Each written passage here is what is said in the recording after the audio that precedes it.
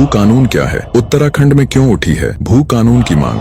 भारत में लोगों के पास कहीं पर भी आजादी से रहने और घूमने का अधिकार है और इसमें कहीं पर कोई रोक भी नहीं है। लेकिन क्या हो अगर इस अधिकार के तर्ज पर किसी विशेष स्थान के लोग अपनी संस्कृति, परंपरा, लोक भाषा, जलवायु आदि पर खतरा महसूस करने लगे। हिमाचल प्रदेश में बाहरी राज्य से आया कोई भी व्यक्ति जमीन नहीं ले सकता है। इसी तर्ज पर उत्तराखंड में भी भू कानून की मांग उठ रही है। ऐसा नहीं है कि भू कानून की मांग पहली बार हो रही है। राज्य की स्थापना के बाद सन 2002 में एक प्रावधान किया गया था कि अन्य राज्यों के लोग उत्तराखंड में सिर्फ 500 वर्ग मीटर तक जमीन खरीद सकते थे। 2007 में यह सीमा घटाकर 250 वर्ग मीटर कर दी गई। इसका मतलब किसी भी राज्य से आया व्यक्ति उत्तराखंड में अधिकतम 250 वर्ग मीटर की कृषि जमीन ही खरीद सकता था। तब से उत्तराखंड सरकार ने बाहरी लोगों के लिए राज्य में जमीन खरीदने की सीमा हटाई है। राज्य के लोग इसे जल, जंगल और जमीन पर खतरे के रूप में देख रहे हैं। इसके साथ ही यहाँ की जलवायु, सभ्यता, परंपरा, संस्कृति, लोक भाषा के लिए भी खतरा पैदा हो गया है। उत्तराखंड भू कानून बन जाता है, बाहर के लोग इस राज्य में जमीन नहीं खरीद सकते। इससे यहाँ का सारा उद्योग क्षेत्र राज्य के लोगों के हाथों में आ जाएगा। जाहिर है अगर किसी संस्थान का मालिक राज्य का होगा, वह वर्कर भी इसी राज्य के रखेगा। इससे राज्य में रोजगार के अवसर बढ़ेंगे।